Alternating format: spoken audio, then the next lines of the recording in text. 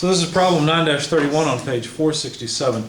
Locate the centroid of the area. Hint, choose elements of thickness dy and length 2 minus y minus y squared. Where did that come from?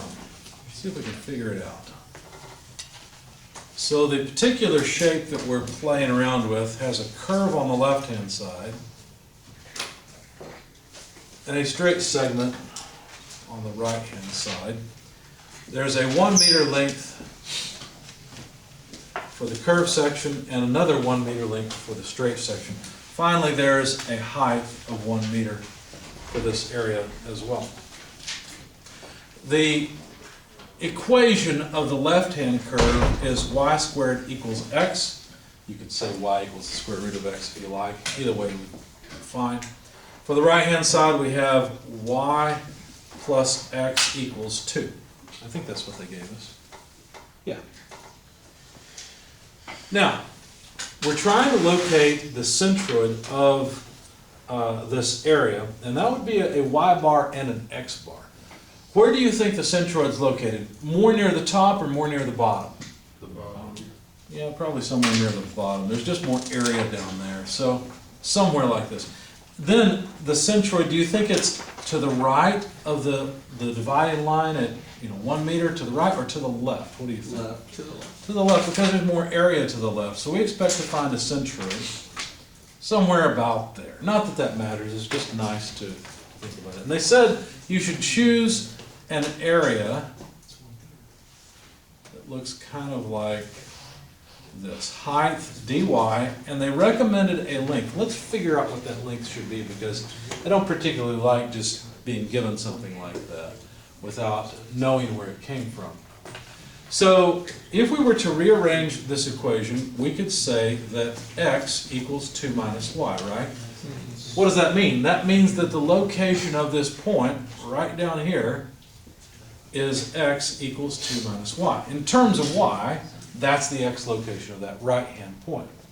On the other hand, on this side, the location, the x location of this point is, well, it's y squared, isn't it? So what's the length from here to here? Well, it's 2 minus y, this point. That's this length, you see, minus y squared, which is that length. So that's the reason that they said that this differential area should be calculated as 2 minus y squared. They even put parentheses around the first bit, because what they were trying to indicate is this point has coordinates 2 minus y, this point has coordinates y squared. Okay? And along the entire y direction, that's true. Doesn't matter what value of y you plug in, as long as of course you stay within the limits of 0 to 1, then that would be true. So we should be able to locate, well, I don't know, what are we locating? Are we locating y bar or x bar with this?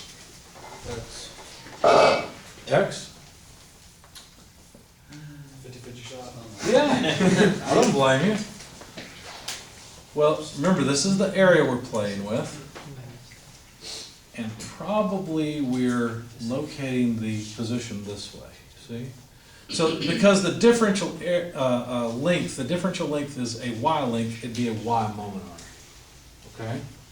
So I think what we're trying to find is y bar, and we'll just write down the equation itself, y dA over integral dA, okay? Same thing as last time.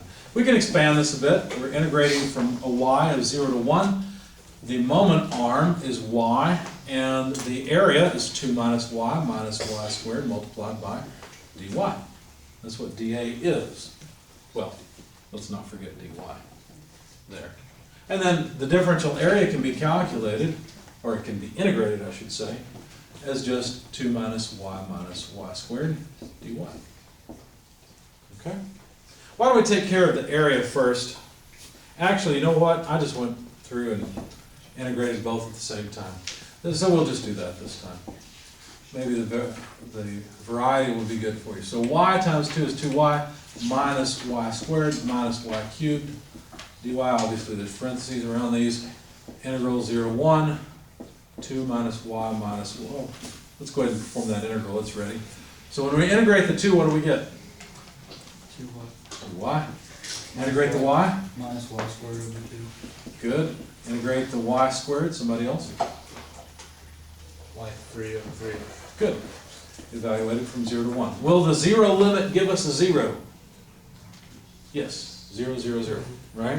So we don't need to bother with the lower limit for evaluation in the denominator. How about the upper term? How do we integrate it? 2y becomes 2.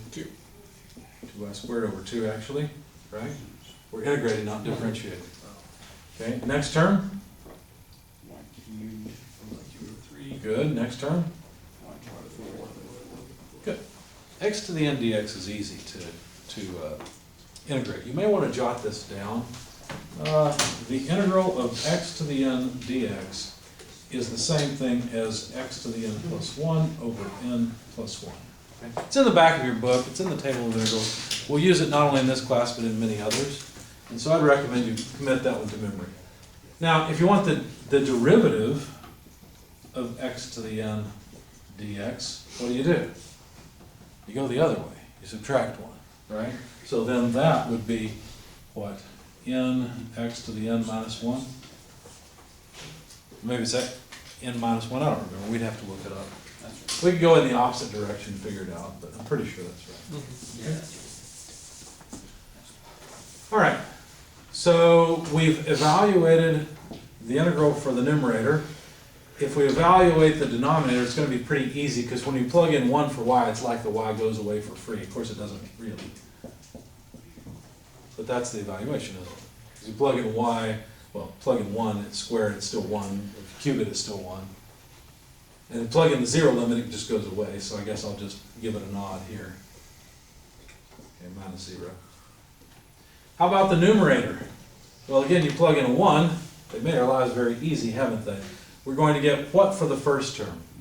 1. 2 over 2 is 1. 1 times 1 times 1 is still 1. Minus the next term? Third. Next term? 4. All right, so now we need to combine this mess together. Oh, we can probably do all of this in our heads. It's not too bad. This is what? 6 over 3? No, that's not what I want. I'm going to be sorry I do this in my head here in just a minute. Let me try from this end. 2 over 6, 3 over 6, and this would be 12 over 6, right? So now all we've got to do is take 5 from 12, get 7/6 in the denominator. I hope that's right. I think it's right. And in the numerator, we need to subtract a third and subtract a fourth, so, well, let's see, that's what? 12 over 12 less 4 twelfths less 3 twelfths, 7/6. And let's see, that's 7. Yeah, 7 from 12 is 5 twelfths. 7/6. What do you do to simplify a fraction like this? Invert and multiply. Invert and multiply. Good. Now I hope that comes out to what I've got here. By the way, this should be y bar. Is that 5/14, doesn't it? I don't know. I plugged in my calculator and got 0.3571. Mm-hmm. Yes. Agreed? Agreed. That's right. So, what are the units of this thing? No, not feet. They are length. Meters. There's metrics, so meters. Okay, we've located the centroid, y bar, of the area. It's 0.3571 meters. That makes sense. It's below a half a meter. Seems reasonable. What shall we do in order to locate the centroid on the x-axis? Will this differential area work for locating it? Maybe through some mathematical trickery, but I'm not real good at mathematical trickery. What should we do instead?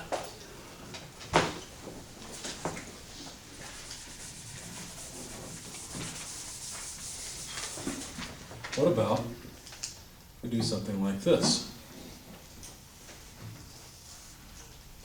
What about if we use a differential area that looks like this and another one over here that looks like this? Well, what would I do? Well, the reason I'm breaking it up is because I don't have one equation that gets me from here all the way over to here. Right? And so what I'm going to do instead, now let's jot down the equations so I don't forget them. Y equals 2 minus x was this equation, and this one I'm going to write as y equals root x. Same equations we had before, essentially, at least for our purposes. What I'm going to do is locate the centroid of this area, and then locate the centroid of this area. Okay? And I don't really have to do it separately, because, think about it for a minute, I'll have an equation much like this. What would it look like? Well, actually it'd be identical, just in the x direction, because the idea of integrating along the entire area, the moment of each individual little sliver, is still true. I can still integrate from 0 to 2 here. It's just that the differential area and the equation I use for the differential area will change once I reach 1 meter. In other words, isn't this the same thing as this? X. It's the same thing, isn't it? It's just that breaking it up like this makes it easier for me to plug in the equation. Well, possible. Right? So, all I've got to do is 2 more integrals. That one's done. Well, except that I had it as a separate piece. Do you remember what that piece was? Hope I wrote it down. Yeah, the area, the total area of the whole thing. That's what it was. And I got 1.16 repeating square meters. Okay, that was just, remember that fraction I had in the denominator? That's what it came out to. So, how would I do this? What's the height of the differential area for the first integral? There it is. It's root x. So for the first integral, 0, 1, x, the differential area would be root x dx, because that gives me the height times the width. Okay? The second integral, from 1 to 2, the differential area there has a width dx and a height 2 minus x. See that?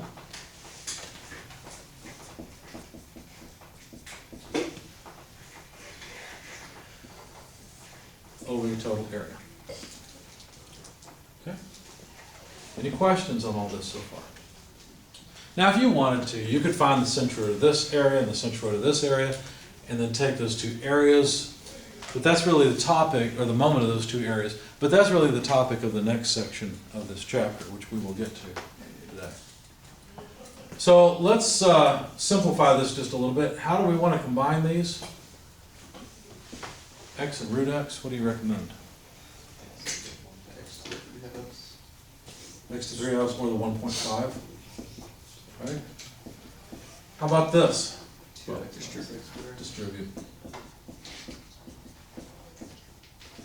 Now wait a second, I talked about having 2 areas, but this area goes from here to here. It seems like we'd have to integrate from, well, it seems like we need to start off at 0. Does that make sense? Why don't we have to start over at 0? Why? How come I can integrate from 1 to 2 here? Because I still care how far this is from the y-axis, right? I still need that. That's why I'm integrating from 1 to 2, because this area only exists from x equals 1 to x equals 2. I guess I should label my axes. Okay. Of course, we need to divide by the area. So if we integrate this, what do we get again? X to what? 2.5. Over. Good. What do we get for this integral?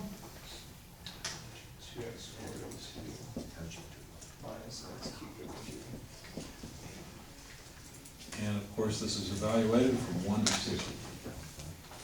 2. Area. This is easy. It's 1 over 2.5. This is first term. Plus, now, will our lower limit give us a 0 this time? No, we got to be more careful this time. All right, plug into 2 times 2 squared over 2 minus 2 cubed over 3 minus the quantity of 1. Why? Because 1 squared is 1, 2 over 2 therefore is just 1 still. 1 times 1 is 1. Minus 1/3. Make sense? So, 1 over 2 point, oh, let's not forget, you gotta divide the whole thing by area. Anyway, I won't bore you with the fractions this time. This comes out, at least I got 1.06 repeating meters cubed. That is true. Good. Yes. And so I located X bar at that ratio. 0.91428. That's what I got, 0.9143 meters. Okay? Any questions?